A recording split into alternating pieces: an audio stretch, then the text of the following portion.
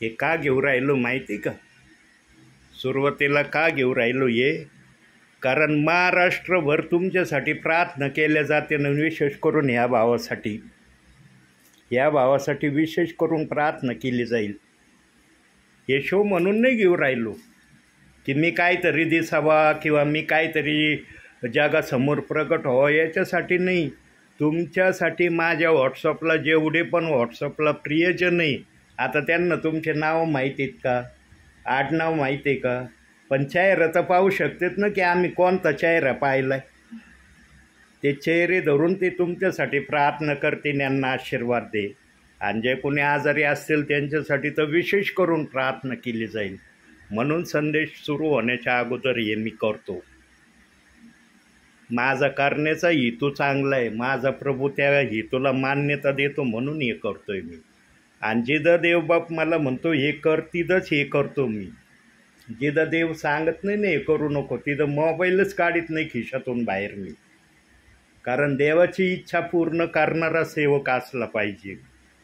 देवाची इच्छा आहे, चाललं इथं करा. काय तुमचं नाव आहे? प्रार्थना करा. हो.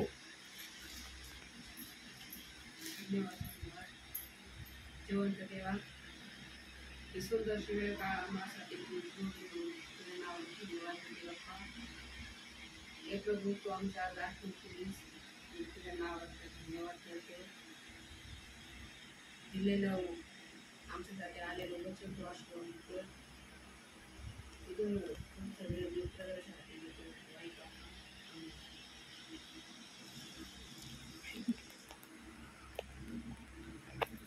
आता मीच हातात घेऊ. फक्त शास्त्र भाग पटपट काढायचा. मी जे पुस्तक सांगन ते. हा, एवढे नाही शास्त्र भाग काढायला लावणार तुम्हाला, थोडेच, पण जेवढे देवबाप सांगन तेवढे. प्रियांनो, अंतिम समयामध्ये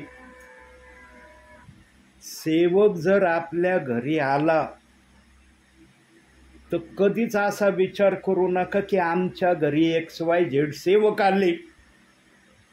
हा विचारच टाकून द्या आता डोक्यातून, हृदयातून काढून टाका की आमच्या घरात सेवक आलाय, आमच्या घरामध्ये प्रभू आलाय. अशा अनुषंगाने प्रभूचं आगत स्वागत करण्याची तयारी करा. कारण अंतिम समयामध्ये मी अनुभवतोय काही ठिकाणी की सेवक जर आले ना, विश्वासणाऱ्यांना काही वाटत नाही. जसं त्यांचं घरात चाललेलं असतं ना, सेवक आल्यावर पण त्यांना वाटतं चलू दे आपलं जे चाललंय ते. प्रियांनो, देव तुमची भेट घ्यायला येतो. आणि देव जर भेट घ्यायला येतो ना, तर तो फोन करून येत नाही. म्हणून आम्हाला पण घेऊन जाण्यासाठी प्रभू येणार आहे ना, फोन करून येणार नाही. बिना फोनाचा येणार आहे ना, आम्हाला घेऊन जाणार आहे. पण कोण त्याच्याबरोबर जाणार आहे हे फक्त त्याला माहीत आहे. आम्ही फक्त त्याच्या नावाने चाललो, ठेवलाय विश्वास. प्रभू तू येशील, आम्हाला घेऊन जाशील, असा आपण विश्वास ठेवलाय. पण आमचा खरोखर हा विश्वास याप्रमाणे जेव्हा प्रभू येईल आणि त्याच्याबरोबर जर आम्ही दिसलो तर आमचं हे वाक्य खरं होईल. पण जर हे वाक्य खरं झालं नाही तर मग समजून घ्यायचं की आम्ही आमच्या भावी जीवनामध्ये प्रभूला खुश करणारं जीवन जगलो नाही, म्हणून आम्हाला इथं थांबावं लागलं. प्रियांनो, इथं थांबायची इच्छा धरू नका. आणि इथं थांबायची इच्छा धरणाऱ्याची काय आवड आहे मनामध्ये? संसाराच्या गोष्टीमध्ये तो व्यस्त होत चाललाय. प्रभूच्या गोष्टीमध्ये व्यस्त होण्याचा हा अंतिम समय आहे. परंतु अजूनही काही विश्वासणारे ख्रिस्ती प्रियजन संसाराच्या गोष्टीमध्ये अधिक व्यस्त आहेत. आणि काही जण तर बोलूनही दाखवतात, ब्रदर मी इतका बिझी माणूस आहे, माझ्याजवळ वेळच नाही आहे. ज्या व्यक्तीजवळ देवाच्या गोष्टीसाठी वेळ नाही त्या व्यक्तीचं जीवन कसं असन प्रभूच्या नजरेमध्ये? आणि प्रभू त्या व्यक्तीविषयी काय विचार करील? मी भेट घ्यायला आलो तुझी, पण तुझ्याजवळ माझी भेट घ्यायला वेळ नाही. काही जण तर त्याच्या पुढचं बोलतात, ब्रदर मला 2 मिनिटाच्या प्रार्थनेसाठी सुद्धा वेळ नाही. मी तर समजतो त्यांच्यासारखा दुर्भाग्य माणूसच कुणी नाही जगामध्ये, ज्यांना 2 मिनिटाच्या प्रार्थनेसाठी वेळ नाही म्हटल्यावर. काय आणलंय जगात? काय घेऊन जाणार आहे? प्रभूंनी श्वास काढला, काय घेऊन जाणार आहे? बरोबर काय नेणार आहे? कृपेच्या काळात प्रभू कृपा करतो ना, त्या कृपेचा दुरुपयोग आम्ही केला नाही पाहिजे. प्रभूची कृपा आम्ही ओळखली पाहिजे की अरे आमचा देव दयाळू ममताळू कानवाळू आहे ना, खरोखर तो त्याप्रमाणे आहे. प्रियांनो, जिथं पण देवाचा सेवक प्रभूच्या नावाने आला ना, 2 मिनिटामध्ये प्रियजनांनी लगेच प्रार्थनेला बसलं पाहिजे, कारण प्रभू भारी निरोप घेऊन आलेला असतो. दिसतंय माझ्याजवळ वही, फक्त बायबल घेतलंय, अजून उघडलं नाही, कारण देवाने अजून वचन दाखवलं नाही म्हणून मी सांगितलं नाही. विचार सांगतोय आणि याच विचारातून देवबाप तुमच्यासाठी आज काय मानना प्रभूंनी ठेवलाय तो मला कळवणार आहे. कधीच वेळ लावू नका, कारण आज इथं मी या घरात आल्यानंतर जवळपास 25 मिनिटानंतर तुम्ही प्रार्थनेला बसले. 25 मिनटं. मी तर असा टाईम मोजला नाही, पण अंदाजे मला कळू राहिलं की जवळजवळ 25 मिनटं मी खुर्चीवर बसून राहिलो. असं नाही केलं पाहिजे. मी असा सेवक आहे, प्रभूंनी दाखवल्याशिवाय कधीच येत नाही. मी माझ्या बुद्धीने मी कुठंच पाय ठेवीत नाही. माझी बुद्धी काय करणार आहे? माझ्या बुद्धीला काय करता येतं? माझ्याजवळ आशीर्वाद आहेत का? आता तुम्ही बसलात एवढे लीन दीन नम्रतेने बसलात, कशाला बसलात? की प्रभूकडून आम्हाला आशीर्वाद भेटन. मी सेवा करायला आलोय, कशाला आलोय? मला पण प्रभूकडून आशीर्वाद मिळतील म्हणून मी सेवेला आलोय ना. दोघांचा आपला उद्देश एकच आहे, आशीर्वाद घेणं. पण आशीर्वादाच्या पर्यायी मी सेवेच्या माध्यमातून आशीर्वाद घेणार, तुम्ही ऐकण्याच्या माध्यमातून आशीर्वाद घेणार, पण आशीर्वाद मिळणार ना. म्हणून आज झालं तर ठीक आहे, इथून पुढं आहे बघा देवबाप्पाला ना तुमची आठवण व्हायला लागली ना, तर किती जवळजवळ 2-2.5 वर्ष तुमच्याकडे आलो नव्हतो आहे ना. 2-1 वर्ष तर नक्कीच असते आहे ना ताई. 2 वर्ष प्रभू तुमच्यावर कोपला होता. नाही यायला लागलो रेग्युलर, हे नाही.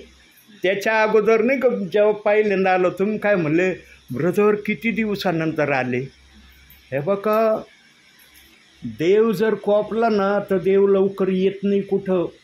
आता बघा, ज्या घरी माझं जाणं बंद झालं आहे ना प्रार्थनेचं, ज्या घरी मी जात नाही ना प्रार्थनेला, त्या प्रियजनांचे मला फोन येऊ राहिले, ब्रदर किती महिने झाले आमच्या घरी नाही येऊ राहिले तुम्ही. अरे प्रभू नाही तुमच्या घरी येऊ राहिलं, मी कशाला येऊ तुमच्या चेहरे पाहायला येऊ का? मी कशाला येऊ तुमच्या इथं? प्रभू जर येत नाही तुमच्याकडं तर मी कशाला येऊ तुमच्याकडं? प्रभू येणं महत्त्वाचं आहे प्रियांनो. आणि जो आत्म्याची सेवा करणारा सेवक असतो ना, त्याची पहिली इच्छा असते, प्रभू तू त्यांना भेटायला चाललं ना, मी जायला तयार आहे. तू जर नाही भेटायला चाललं, मी कशाला जाऊ? तिथं गेलो मला काय बोलता येणार आहे? मी काय संदेश सांगणार आहे? आणि तो संदेश सांगितल्यावर त्यांना काय भेटणार आहे? या संदेशातून आशीर्वाद भेटन तुम्हाला, पण मी बुद्धीने गेलो काय आशीर्वाद भेटणार आहे? हे सेवेचा अर्थ आहे. म्हणून पाऊल म्हटला, मी बुद्धीचा संदेश सांगन, मी आत्म्याचा संदेश सांगन. आणि आत्म्याचा संदेश सांगणाऱ्याची पहिली ओळख असती, तो फोन करून येत नाही. ही त्याची पहिली ओळख आहे. नंबर आहे ना माझा तुमच्याजवळ, केला होता फोन मी. बघा काय म्हणतात काही, फोन नाही केला. का नाही केला? कारण फोन करून आलो असतो तर आशीर्वाद नसते आले. मग प्रभू म्हणला असता, सांगून चाललं ना, मी नाही देत आशीर्वाद, जा तुला जायचं तर जा. तिथं गेल्यावर बघ काय होतंय. फोन यासाठी नाही केला की तुम्हाला आशीर्वाद भेटावा, आणि आशीर्वाद घेण्यासाठी तुम्ही हर्षित आणि आनंदी दिसले पाहिजे, पण तुम्ही बसायलाच उशीर लावला. हरकत नाही, देवबाप्पाला सगळं कळतं. आमच्या ताई कामामध्ये होत्या, आमचे ब्रदर पण काही ना काही काम करत होते, पण शक्यतो सेवकाला ना लवकरात लवकर प्रार्थनेला बसण्याची तयारी करत जा, कारण देव अनमोल निरोप घेऊन आलेला असतो, आणि तो निरोप तुमच्यासाठी असतो. कारण देव कुठं उतरून आला? या घरात आलाय ना उतरून, तर या सगळ्या एरियात आलाय उतरून. आहेत नाही तर पुष्कळ घरं प्रभूच्या नावावर विश्वास ठेवणारे, पण प्रभू कुठं आलाय? माझ्या माध्यमातून आज या ठिकाणी आलाय. म्हणून प्रभू तुम्हाला जे आशीर्वाद देणार आहे ते आता आपण जरा वचनातून बघू. काढा एक वचन, मत्तैकृत शुभवर्तमान, नवीन कराराचं पहिलंच पुस्तक. इकडं नाही, इकडं. हां, मत्ते नाव बघा. मला पुस्तकाचं नाव सांगा, मग मी सांगन कुठेही. हे कोणतं पुस्तक आलं आहे? नाही, हां, इकडं थोडं पुढं जा, थोडं लय गेले, थोडे पानं, अगदी थोडे पानं. हे कोणतं आहे? नाही, इकडं थोडीशी पानं तुम्हाला सांगितली होती, 2-3 पानं. तुम्ही खूप पानं, उलटा पानं भरपूर. आता इकडं उलटाच राहा, मत्ते नाव येईपर्यंत उलटेच राहा पानं. हां, मत्ते हे कोणतं आलं आहे? हां, मत्ते आलं ना. 12वा अध्याय काढा. 12वा अध्याय काढला. 36वं वचन वाचा.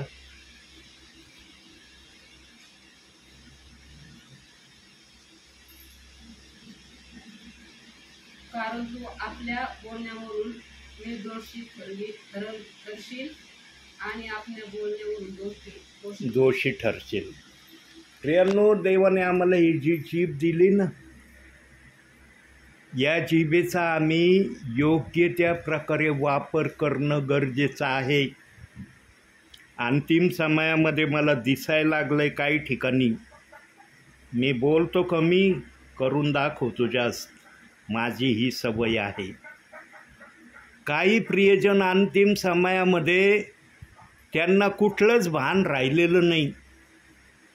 देवाचं तर व काही जणांना बिलकुल भानच राहिलेलं नाही. त्यांना देव म्हणजे काय वाटत आहे त्यांच्या नजरेत त्यांनाच माहीत असन. मला ती परिकल्पना सांगता येणार नाही त्यांची देवाविषयीची, परंतु त्यांच्या वागण्यावरून दिसतं की यांना देवाचं भय यांच्या हृदयातून कमी झालं आहे. आणि ज्यांच्या हृदयातून देवाचं भय कमी होतं ना, तो व्यक्ती वचनासारखं वागत नाही. मग वचनासारखं चालणं दिसत नाही, वचनासारखं राहणं दिसत नाही. प्रियांनो, आमच्या चालण्यावरून, बोलण्यावरून, राहण्यावरून, कृतीवरून आम्हाला समजू शकतो की हे किती देवावर विश्वास ठेवणारे किंवा किती देवाच्या आज्ञा मानणारे. अंतिम समयामध्ये सगळ्यांच्या मनामध्ये मनाने वागण्याची इच्छा निर्माण होईल. काय ऐकते तुमचे कान? अंतिम समयामध्ये मनुष्याला वाटल मी माझ्या मनाने वागावं, आणि जेव्हा एखाद्याच्या मनामध्ये अशा प्रकारचा विचार येईल ना, त्या ठिकाणी सैतान ढवळाढवळ करायला उतरण. कारण ज्या ठिकाणी प्रभूचं भय नाही ना, त्या ठिकाणी सैतान हमखास उतरणार आणि त्याला प्रभूच्या भयापासून आणखी दूर घेऊन जाणार. सैतानापासून जर वाचायचं असेल तर प्रार्थना करणं आणि बायबल वाचन करणं गरजेचं आहे. 24 तासामध्ये एक अध्याय वाचलाच पाहिजे विश्वासणाऱ्याने. देवभक्त एकच अध्यायाची मागणी करतोय की 24 तासात एक अध्याय तुम्ही नवीन करारातून वाचा.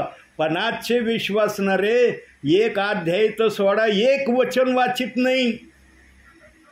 एक वचन वाचण्याची काही जणांना इच्छा होत नाही. की आम्ही बायबलमधून एक तरी वचन वाचावं आणि जे वाचलंय त्याप्रमाणे प्रभूसमोर वागून दाखवण्याचा प्रयत्न करू. प्रियांनो, विचार करा, जो वाचन करणारा विश्वासणारा आहे तो जर 24 तासात एक वचन वाचित नाही, सांगा त्या विश्वासणाऱ्याचं स्वर्गात जाणं कसं होईल? कसं होईल त्याचं स्वर्गात जाणं? प्रभू आल्यावर पाहिलं त्याला उचलीन का? तू बायबल नव्हता वाचित, एक वचन वाचित नव्हता, पहिल्यांदा तुला घेऊन चलतो मी, करील का प्रभू असं? यांनो, जे प्रभूच्या अनुशासनामध्ये राहतात, प्रभूचं ऐकतात, त्यांनाच प्रभू आपल्याबरोबर घेऊन जाणार आहे. जे प्रभूचं ऐकत नाही, प्रभूच्या इच्छेप्रमाणे करत नाही, त्यांचं जाणं फार कठीण आहे प्रभूबरोबर. आणि त्यांचं जाणं सोपं व्हावं प्रभूबरोबर म्हणून या दासाला प्रभू निरनिराळ्या ठिकाणी सेवेसाठी पाठवतोय. आणि हा दास सेवेला जायला हरकत करत नाही. हा दास म्हणत नाही जाऊ दे आज मी नाही जात सेवेला, मला काम आहे, आज माझं हे काम केल्यावर मी जाईन सेवेला नंतर. मी काम बाजूला ठेवतो आणि सेवेला पहिलं येतो. प्रियांनो, ज्याला जी जबाबदारी प्रभूने दिली ना, त्याने ती जबाबदारी इमानदारीने पार पाडली पाहिजे. सेवकाने सेवकाची जबाबदारी इमानदारीने पार पाडली पाहिजे. मंडळीमध्ये, चर्चमध्ये कुणी सेवकाविरुद्ध म्हटलं नाही पाहिजे की इथं मला असं होतंय, मला तसं होतंय. इमानदारीने जर सर्व काही चर्चमध्ये चाललं ना, त्या ठिकाणी देवाचा आत्मा अनेक लोकांना पाठवेल.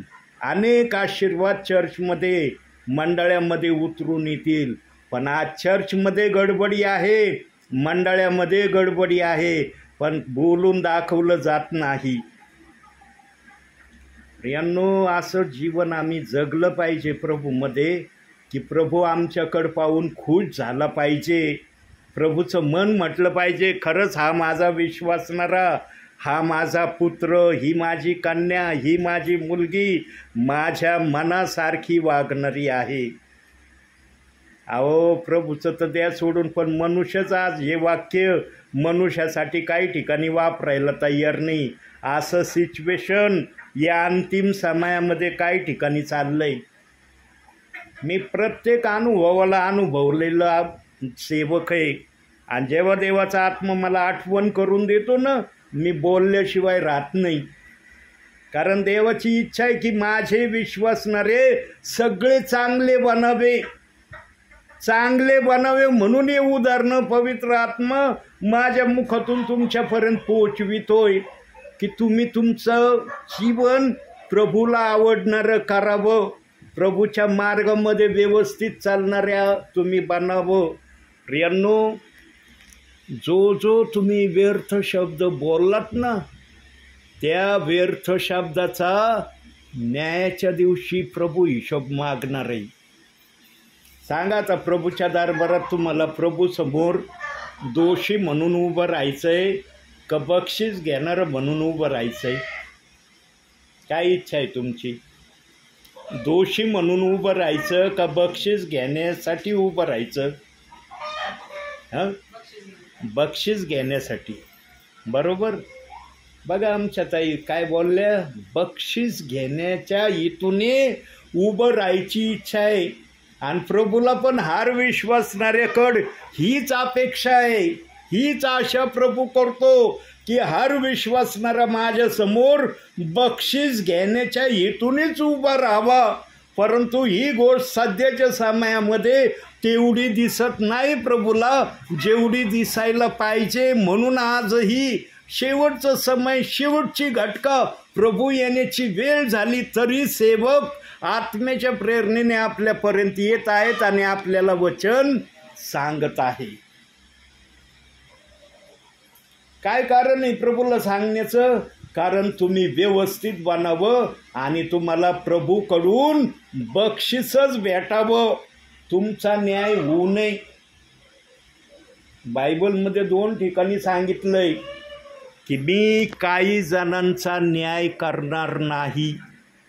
या बायबलमध्ये सांगितलंय. मी अनेक संदेशामध्ये ते वचन दाखवलेत, पण माझ्या संदेशामधून जे माझे संदेश रेग्युलर ध्यान देऊन ऐकत असतील त्यांना ताबडतोब कळल की ब्रदरांनी हे वाक्य सांगितलेलं आहे आणि वचनं पण दाखवलेत. 2 ठिकाणी सांगण्यात आलेलं आहे की काही जणांचा न्याय होणार नाही आणि ज्यांचा न्याय होणार नाही त्यांनाच बक्षीस चांगल्या प्रतीचं प्रभूकडून मिळणार आहे. आणि ज्यांचा न्याय होईल मग त्यांना न्यायाप्रमाणे प्रभू समोर बोलावं लागल. आता प्रभू तिथं काय विचारेल आणि काय बोलल कोणाला सांगता येणार आहे, तिथं गेल्यावर कळणार आहे आम्हाला. पण इथं पूर्वतयारी आमची चालली की आम्हाला काय हेतूने प्रभूमध्ये चालायचं आहे, काय हेतूने आम्ही प्रभूमध्ये वाढायचं हे इथं आम्हाला ठरवायचं आहे. आणि तुम्ही जर ठरवलेलं नसलं तर सेवकाच्या माध्यमातून तुम्हाला ही सुसंधी देवबाप या ठिकाणी उपलब्ध करून देत आहे. प्रियांनो, मनुष्याने सर्वांच्या विरोधात आपल्या भावी जीवनामध्ये जावं. देवाच्या विरोधामध्ये विश्वासणाऱ्याने कधीच जाऊ नये. प्रियांनो, मी अशा गावांमध्ये काय काय पाहिलं आहे माहिती आहे का? तुम्हाला खरं नाही वाटायचं, तुम्हाला वाटन मी खोटं बोलू राहिलो आहे, पण मी संदेश सांगू राहिलो आहे. जे मी पाहिलं आहे, जे मी अनुभवलं आहे तेच मी तुम्हाला सांगतो आहे. मी जे अनुभवलं नाही, जे पाहिलं नाही ते नाही सांगू राहिलो तुम्हाला. आणि देव या गोष्टीला साक्षीदार आहे. आता त्या एरियातले लोक मला नाही सांगता येणार, पण देव साक्षीदार मी धरतो. मी काही ठिकाणी पाहिलं आहे. काय पाहिलं आहे? काही जण येशू ख्रिस्ताच्या फोटोला हार घालतात. काय पाहिलं मी? फोटोला हार घालतात त्यांच्या घरामध्ये. काहींनी तर दुकानामध्ये सुद्धा फोटो ठेवला आणि त्याला पण हार घातलेला मी पाहिला आहे. मी दुकानात जाऊन देखील सांगितलं काही जणांना, म्हणलं हा हार घालू नका म्हणलं. काही जण मेणबत्त्या लावितेत, म्हणलं हे लावू नका, मेणबत्ती लावायची गरज नाही म्हणलं. ते म्हणे नाही ना म्हणे, आम्ही हे लावतो, आम्हाला बरं वाटतंय. म्हणलं तुम्हाला बरं वाटतंय पण देवाला बरं वाटतंय का याचा विचार केला का तुम्ही? देवाला बरं वाटतंय का हे कारणाने तुमच्या? नाही म्हणे, आम्ही याचा विचारच केला नाही. म्हणलं विचार नाही केला म्हणून तर देवाने मला पाठवलं इथं. जा बाळा, सांग त्यांना हे करणं योग्य नाही. आणि काही जणांनी ऐकलं, त्यांनी बंद केलंय. पण काही जण अजूनही तरी त्यांचं जाऊ दे, आपलं जे चालत आलंय तेच करू आपण. काही जणांनी नाही सोडलं अजूनही, पण काही जणांनी सोडलं. ऐकायला फार महत्त्व आहे बायबलमध्ये. आणि बायबलमध्ये सांगितलं आहे ऐकण्याला महत्त्व आहे, म्हणून आशीर्वाद आहे. येडक्याच्या वपेपेक्षा वचन ऐकणे बरे, हा शब्द 1 शमूएल 15वा अध्याय 22व्या वचनात सांगितलंय. आता याची जेव्हा प्रिंट तुमच्याकडे येईल त्यावेळेला तुम्हाला हे दिसन. प्रिंट आल्यावर, हे रेकॉर्डिंग होऊन आल्यावर तुम्हाला हे शब्द रिपिटेशनमध्ये ऐकायला मिळणार आहे. प्रियांनो, देवाचं वचन आत्म्याने आणि खरेपणाने ऐकत जा. त्या वचनाप्रमाणे करण्याची इच्छा नेहमी प्रभूकडे ठेवीत जा. माणसाकडे ठेवू नका, प्रभूकडे इच्छा ठेवत जा की आम्हाला प्रभू काय सांगत आहे, प्रभू आमच्याशी काय बोलत आहे, प्रभूला आमच्याकडून काय हवं आहे. याचा आम्ही जर बारकाईने विचार केला ना प्रियांनो, तर प्रभूमध्ये तुमचं चालणं अतिशय सुलभ होईल. आता मागच्या वेळेला मी सांगितलं होतं तुम्हाला बघू आता तुम्ही कितपत तो शब्द पाळलाय. मागच्या वेळेला काय सांगितलं होतं, प्रभूच्या आत्म्याच्या प्रेरणेने मी एक वाक्य बोललो होतो. काय बोललो होतो? की तुम्ही रविवारच्या दिवशी इकडची इकडं दुनिया झाली तर चालेल, पण चर्चला जायचं म्हणजे जायचं. आता मी किती दिवसानंतर या ठिकाणी प्रार्थनेला आलो आहे मला माहिती नाही, पण असं धरून चालूया की एक रविवार तरी तुम्हाला गॅप मिळाला आहे माझ्या प्रार्थनेपासून. गेले होते तुम्ही चर्चला का आता काल परवा? नाही गेले? चर्चला जात जा प्रियांनो. चर्च कोणत्याही हालतमध्ये मिस करू नका. चर्चमध्ये जाणं म्हणजे आशीर्वादाला ग्रहण करणं आहे. रविवारच्या दिवशीच आम्हाला ती सहभागिता आहे. बाकी वेळेला आहे का सहभागिता? सांगा, बाकीच्या वेळेला आहे सहभागिता रविवारच्या शिवाय? प्रियांनो, चर्चला न जाणं म्हणजे देवाकडून मिळणारे आशीर्वाद गमावणं याचं ते प्रतीक आहे. आता इथून मागं नाही गेले हरकत नाही, पण आता येणारे, आता आज कोणता वार आहे? शुक्रवार. उद्याचा दिवस आड परवा चर्चला जा प्रियांनो. तिथं ऐका देवाचं वचन काय आहे, देवाचे सेवक कसं वचन सांगतात, काय सांगतात. अनमोल आशीर्वाद गमवू नका प्रियांनो. काय 2 घंट्याचा वेळ काढायचा रविवारच्या दिवशी, फार वेळ नाही लागत. 1.5 घंट्यामध्ये चर्च सेवक आटोपण्याचा प्रयत्न करतात. आज जास्तीत जास्त 1.5 घंटा या 1.25-2 घंट्यामध्ये चर्च आज सुटतंय. प्रियांनो, तुम्ही 2 घंटे जर देवबाप्पासाठी वेळ देत नाही आणि इथं चर्च आहे तुम्हाला जवळच आहे का लांब तुम्हाला चर्च? सांगा. या ठिकाणापासून इथं थोडंसं पुढं गेलं की तुम्हाला चर्च आहे. आणि नाहीतरी आता किती काही सेवकांनी चर्च सुरू केलेत. सेवकांना जर नाव माहिती पडलं ना की तुम्ही प्रभूमध्ये, तुमच्याकडे प्रार्थनेला येत जातील. येतात ना. मग हे बघा, तुमच्याकडं देवाचे सेवक प्रार्थनेला येतात, मग तेच नाही सांगत का चर्चला जाणं गरजेचं आहे? प्रियांनो, चर्च मिस नका करू. माझी तुम्हाला प्रभूमध्ये विनंती आहे. चर्चला जा म्हणजे जाच. त्या दिवशी कोणतीच बहाणेबाजी करू नका. हेच काम आलं तेच काम आलं, सगळे काम बाजूला. रविवारचं चर्च करून आल्यावर बाकीचे सगळे कामं करा. प्रियांनो, देव मन आणि अंतःकरण पाहतो. तुम्ही विश्वासाने देवबाप्पासाठी करायला लागले ना, देवबाप्पा तुमच्यासाठी काय करतोय. असे काय कामं तुमचे प्रभू करील ना की तुम्हाला ते कळणार नाही. प्रियांनो, आपल्या भावी जीवनामध्ये एक वचन अजून काढत आहे. बायबल बंद नाही करायचं जोपर्यंत संदेश चाललेला असतो ना. प्रगटीकरणाचं पुस्तक काढा. प्रगटीकरण शेवटचं पुस्तक बायबलचं, इकडं शेवट एकदम.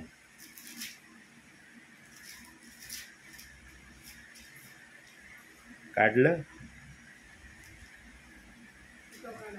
पहिला अध्याय काढा. प्रगटीकरण.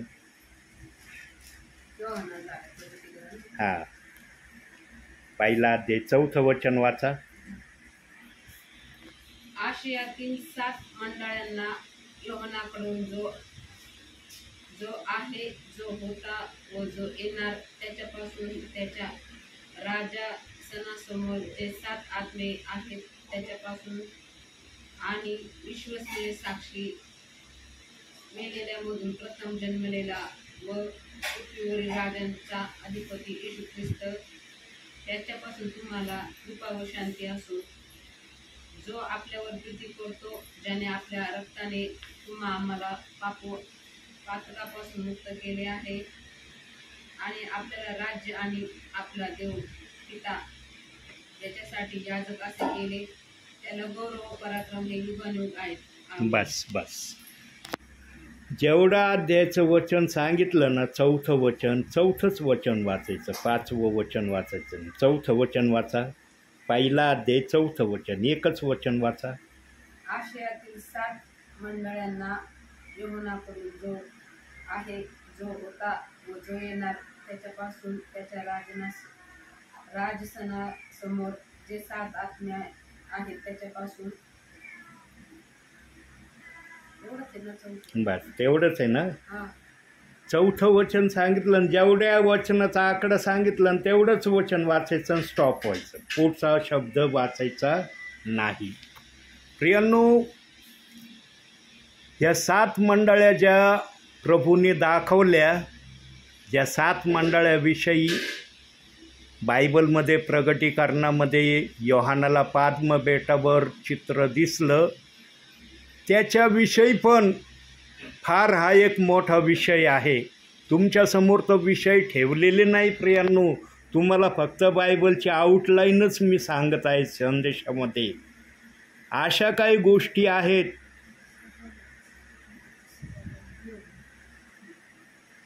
सात मंडळाविषयीचं पण एक मोठं रहस्य, एक मोठं त्यामध्ये 7 मंडळ्या, 7 मंडळांचे कार्य, मंडळांनी काय काय केलं याविषयी पण निरनिराळे तर्क वितर्क आहेत. बायबलमध्ये देव बाप्पाने सरळ वचन ठेवलेलं आहे की विश्वासणाऱ्यांना आत्म्याच्या प्रेरणेने ते कळावं म्हणून देवाने सरळ वचन ठेवलंय. परंतु वचनाला देखील निरनिराळ्या माध्यमातून आज सांगितलं जात आहे. बघा, वचन वाचायला दिरंगाई केली. पवित्र आत्मा जे बोलायचं ठरवतो ना, वेळेत काम नाही झालं, पवित्र आत्मा आपला विचार घेऊन जातो आणि पवित्र आत्म्याने विचार नेल्यावर सेवकाला सांगता येत नाही. मग सेवक आपल्या बुद्धीने कसं काय प्रगट करन ते? पवित्र आत्म्याला त्यातून जे सांगायचं आहे ते पवित्र आत्म्यालाच माहीत असतं प्रियांनो. पण एवढं मी सांगू शकतो की आज 7 मंडळाच्या विषयावर पण निरनिराळे तर्क वितर्क चाललेले आहेत. आता ते कसे चाललेले आहेत, देवाचा आत्मा ज्या वेळेला मला दाखवील त्यावेळेला मी तुम्हाला सांगायचा प्रयत्न करेल. कारण प्रभूला या भूतलावर काय चाललं आहे असं माहीत नाही, अशी एकही घटना नाही. प्रभूला सर्व माहीत आहे की माझ्या वचनाप्रमाणे कोणत्या गोष्टी चालल्यात आणि माझ्या वचनाप्रमाणे कोणत्या गोष्टी चाललेल्या नाहीत. प्रियांनो, मूल जन्मल्यावर लहान असतंय ना, जन्मल्यावर लहान असतं ना, 1 दिवसाचं, मग त्याचे दिवस वाढत वाढत चालतात. मग जसे त्याचे दिवस वाढतात तसं त्याचे वर्ष आम्ही मोजायला सुरुवात करतो. मूल जन्मल्याबरोबर चालायला लागतं का? बघितलं का कोणत्या बहिणीला असं मूल की ते जन्मलं लगेच ते मूल चालायला लागलं, पळायला लागलं, पप्पा पप्पा म्हणायला लागलं जन्मल्याबरोबर? पाहिलं ब्रदर तुम्ही? त्याला टाईम लागतो ना. पण आईबापांना माहीत असतं ना की माझं मूल चालणार आहे, पण त्यांना माहीत असतं कोणत्या समयामध्ये माझं मूल चालणार आहे. तसं देव बाप्पाला पण आपल्या विश्वासणाऱ्याला कोणत्या समयामध्ये कसे आशीर्वाद द्यायचे ते माहीत आहे. फक्त आम्ही त्याप्रमाणे चालणं प्रभूच्या नावामध्ये गरजेचं आहे. पण आज बहुसंख्य प्रियजन त्याप्रमाणे चालताना प्रभूला दिसत नाही, त्याप्रमाणे करताना प्रभूला दिसत नाही. आणि त्याप्रमाणे करणारे तुम्ही व्हावे यासाठी देवाचा आत्मा आज माझ्याद्वारे तुमच्यामध्ये उतरून आला आहे. प्रियांनो, शेवटी एवढंच एक सांगतो आणि थांबतो या ठिकाणी. जगामध्ये देवाच्या इच्छेला पूर्ण करण्याकरिता नेहमी देवाच्या अनुशासनामध्ये चालण्याचा सतत प्रयत्न करत राहा आणि देवाची इच्छा माझ्या जीवनातून पूर्ण होईल अशा अनुषंगाने आपल्या भावी जीवनामध्ये प्रभूमध्ये वाटचाल करण्याचा तुम्ही सतत प्रयत्न करा. आणि जेव्हा प्रभूच्या इच्छेप्रमाणे तुम्ही सर्व काही गोष्टी करण्याचं ठरवताल त्यावेळेला प्रियांनो, देव ते आशीर्वाद तुम्हाला देईल ज्या आशीर्वादाची तुम्ही आशा धरलेली आहे. प्रभू पण आशीर्वाद देण्याचीच इच्छा ठेवतो, पण देवबाप आपली इच्छा अगोदर आपल्या विश्वासणाऱ्याकडून पूर्ण होण्याची अपेक्षा करतो. जेव्हा त्याची इच्छा आम्ही पूर्ण करायला लागतो तेव्हा देव ॲटोमॅटिक आमच्या इच्छा पूर्ण करायला सुरुवात करतो. सांगत आहे तुम्हाला तुमच्या भावी जीवनातल्या इच्छा पूर्ण व्हाव्या आशा आहे का नाही? आहे ना? मग जर तुम्हाला तुमच्या भावी जीवनामधल्या आशा पूर्ण होण्याची इच्छा आहे तर अगोदर देवबाप्पाच्या इच्छा पूर्ण करा. देवबाप्पाची काय इच्छा आहे? बायबल वाचा, प्रार्थना करा, आज्ञापालन करा. बस एवढ्या 3 गोष्टी देवबाप फार विश्वासणाऱ्याकडून आज मागत आहे. आणि 24 तासात 1 अध्याय वाचण्याची देवबाप्पाची मागणी. किती अध्याय मागतोय देवबाप? 1 अध्याय, 1. पण आजचे काही विश्वासणारे 1 अध्याय देवबाप्पाचा वाचत नाही. प्रियांनो, आम्ही आमच्या आत्म्याला बायबलच्या वाचनाने आमच्या आत्म्याला जेवण देऊ शकतो. आज अनेकांच्या आत्म्याला वचनाचं जेवण मिळत नाही. प्रियांनो, शरीरासाठी सांगा, सकाळपासून आत्तापर्यंत तुम्ही जेवले नाही असं म्हणता येईल का? येईल का म्हणता की मी अन्नाचा 1 कण खाल्ला नाही? येईल म्हणता? जेवणासाठी शरीरासाठी किती काळजी घेतली, परंतु ज्या शरीरात देवाने आत्मा ठेवलाय त्या आत्म्याला तुम्ही वचनाचं भोजन दिलंय का? प्रियांनो, आज असे अनेक परिवार आहेत की ते वचनाचं जेवण आपल्या आत्म्याला देत नाही. देवबापाने हे बायबल यासाठी दिलंय की आमच्या शरीरात जो आत्मा आहे तो आत्मा या वचनाने बलवान व्हावा, तृप्त व्हावा. या आत्म्याला जे हवा आहे ते वचनाच्या माध्यमातून मिळावं. पण आज अनेक जण आपल्या शरीरातल्या आत्म्याला जेवण देत नाही. म्हणून प्रियांनो, आजपासूनच आज रात्री झोपण्या अगोदर 1 अध्याय वाचल्याशिवाय बिछाण्यावर झोपायचं नाही. म्हणून आजच्या या छोट्याशा संदेशातून देवबाप तुम्हाला आणि मला भरपूर आणि भरपूर आशीर्वाद देऊ. आमेन.